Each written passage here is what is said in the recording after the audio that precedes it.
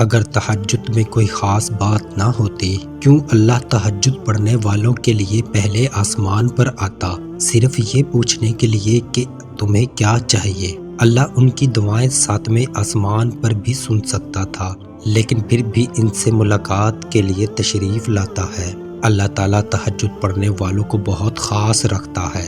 اب اللہ ساتویں آسمان سے پہلے آسمان پر اپنے بندوں کو خالی ہاتھ لٹانے تھوڑی آتا ہے، تو اگر درد رات بھر سونے نہیں دیتا تو جان لو کہ وہ منتظر ہے تمہارا۔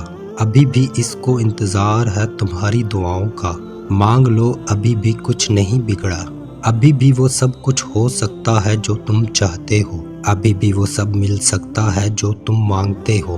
ابھی بھی قبولیت کی ایک گھڑی باقی ہے۔ ابھی بھی تہجد کا پلڑا مقدر پر بھاری ہے۔ جب تمہیں کہیں سے کوئی امید نہیں رہتی، تب وہ تمہیں تہجد کی لگن لگا دیتا ہے اور ایک نئی امید سے جوڑ دیتا ہے، اور پھر تم جان جاتے ہو کہ جو درد دن کے اجالوں میں نہیں سمٹ پاتا، وہ رات کی تاریکیوں میں سمٹ جاتا ہے۔